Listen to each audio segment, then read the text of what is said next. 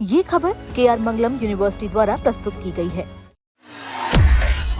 CM विजय की फिर बड़ी मुश्किलें, क्या सत्ता के लिए बच्चों का किया इस्तेमाल? हाईकोर्ट ने चुनाव आयोग से मांगा जवाब। खबर तमिलनाडु के सीएम विजय को लेकर अब मद्रास हाईकोर्ट ने चुनाव आयोग से जवाब मांगा है कि क्या टीवीके ने 2026 तमिलनाडु विधानसभा चुनाव के दौरान वोट मांगने के लिए बच्चों का इस्तेमाल किया था। ये मामला मुख्यमंत्री सी जोसेफ विजय की पार्टी से जुड़ी एक जनहित याचिका पर सुनवाई के दौरान सामने आया। आपको बता दें, जस्टिस GR स्वामीनाथन और जस्टिस V लक्ष्मी नारायणन की बेंच ने सुनवाई के दौरान पूछा कि क्या भ्रष्ट आचरण के मामलों में किसी राजनीतिक दल को भी अयोग्य घोषित किया जा सकता है। कोर्ट ने कहा कि उम्मीदवार को तो अयोग्य ठहराया जा सकता है, लेकिन क्या किसी पार्टी पर भी ऐसी कार्रवाई संभव है? अदालत ने कहा कि इस मामले पर गंभीरता से विचार करने की जरूरत है। पीठ ने निर्वाचन आयोग के वकील को निर्देश देते हुए अब ये कहा है कि इस मामले में कुछ जांच की आवश्यकता है, आप निर्देश प्राप्त करें। याचिकाकर्ता की ओर से पेश वकील ने यहाँ पर कहा है कि यह मामला वोट के बदले पैसे और बच्चों का इस्तेमाल कर वोट मांगने से जुड़ा है। उन्होंने दावा किया कि टीवीके ने चुनाव प्रचार में बच्चों का इस्तेमाल किया है। इस सुनवाई में सीएम विजय के भाषण का भी जिक्र किया गया है। आपको बता दें, याचिकाकर्ता ने कहा है कि चुनाव परिणाम आने के बाद भी विजय ने अपने संबोधन में बच्चों का धन्यवाद किया था। कोर्ट ने कहा कि मामला गंभीर है और इसकी जांच जरूरी है।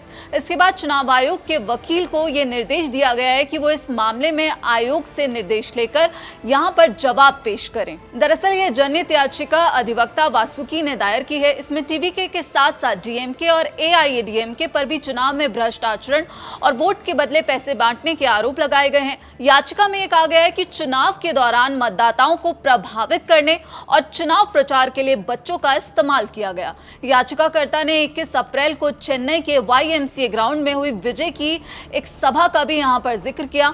यहां पर यह आरोप है कि वहां विजय ने बच्चों से कहा था कि वो अपने माता पिता को वोटिंग के लिए भावनात्मक रूप से प्रभावित करें। याचिका के अनुसार इसके बाद सोशल मीडिया पर ऐसे कई वीडियो सामने आए जिनमें बच्चे अपने माता पिता और दादा दादी पर वोट को लेकर दबाव बनाते हुए दिखाई दिए। याचिका में चुनाव आयोग के 2009, 2013, 2014 और 2017 के निर्देशों का भी हवाला दिया गया है। इन निर्देशों में कहा गया था कि चुनावी प्रक्रिया या प्रचार में बच्चों को शामिल नहीं किया जाना चाहिए। याचिका में यह तर्क दिया गया कि शिकायतें, वीडियो, मीडिया रिपोर्ट्स सार्वजनिक रूप से उपलब्ध होने के बावजूद चुनाव आयोग और तमिलनाडु के मुख्य चुनाव अधिकारी ने कोई प्रभावी जांच नहीं की।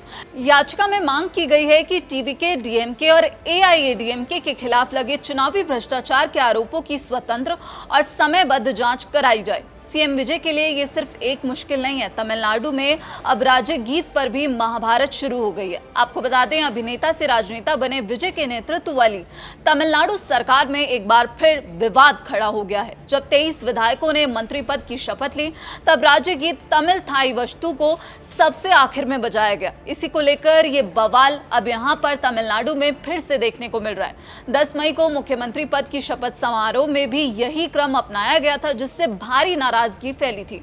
इस बार भी समारोह में सबसे पहले वंदे मातरम, फिर राष्ट्रगान जन गण मन और अंत में तमिल प्रार्थना गीत बजाया गया, जिस वजह से अब ये महाभारत देखने को मिल रही है। लेकिन यहाँ पर अब हाईकोर्ट ने जो चुनाव आयोग से जवाब मांगा है, उससे सीएम विजय की मुश्किलें बढ़ती हुई दिख रही हैं और लगातार सीएम विजय के लिए जो राह है वो आसान होती हुई नहीं दिख रही। इस पूरे मामले पर आप क्या कुछ सोचते हैं? आपकी क्या राय है? कमेंट बॉक्स में जरूर बताइएगा। बाकी देश और दुनिया की तमाम खबरों के लिए आप देखते रहिए दैनिक जागरण। नमस्कार।